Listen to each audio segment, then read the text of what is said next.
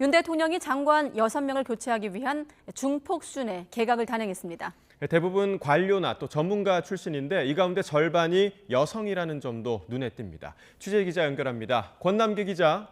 네, 용산 대통령실입니다. 네, 전문가 위주의 절반이 여성이다. 자, 대통령실이 장관 6명을, 장관 지명자 6명을 발표했습니다. 계속 설명해 주시죠. 네, 대통령실은 오늘 오후 장관 6명을 교체하는 개각을 단행했습니다.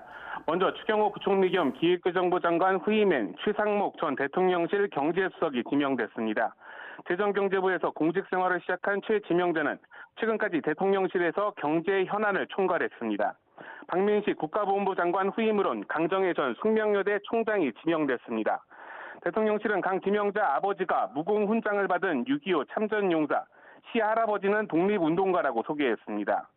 정황근 농림축산식품부 장관 후임엔 송미령 한국농촌경제연구원 선임연구위원이 지명됐습니다.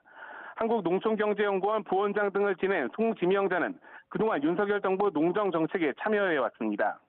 원희룡 국토부 장관 후임으론 박상우 전 한국토지주택공사 사장이 임명됐습니다. 박 지명자는 국토교통부 주택토지실장을 지낸 관료 출신으로 주택토지정책 전문가로 꼽힙니다. 조승환 해양수산부 장관 후임엔 강도영 한국해양과학기술원장이 지명됐습니다.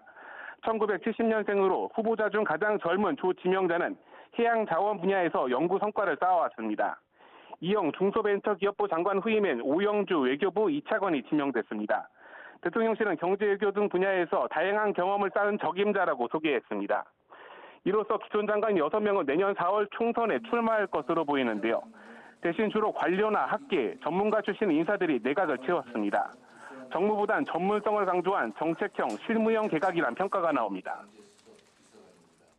네, 이번 정부 출범 이후에 이런 중폭 이상의 개각은 이번이 처음인 것 같은데 이번 개각의 특징 어떻게 볼 수 있을까요? 네, 윤 대통령이 주로 전문가 출신 인물들을 기용한 건 민생 현안과 함께 3대 개혁 등 국정과제를 현장 중심으로 속도감 있게 챙겨보자는 의중을 드러낸 것으로 보입니다.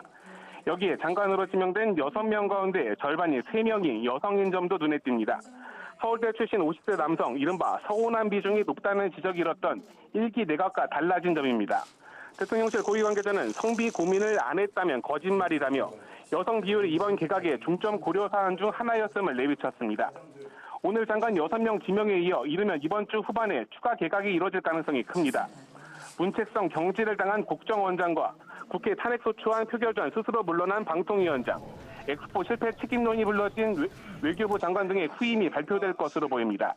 특히 출마 가능성에 무게가 실리는 한동훈 법무부 장관의 경우 연말이나 연초에 원포인트 개각을 할 수 있다는 관측도 있습니다. 이 같은 순차 개각은 사실상 윤석열 정부 2기 출범의 성격을 띠는데요. 부산 엑스포 유치 실패 등 연이은 악재를 딛고 국정 동력을 끌어올리는 동시에 집권 3년차를 대비한 것이란 해석이 나옵니다. 지금까지 용산 대통령실에서 YTN 권남기입니다.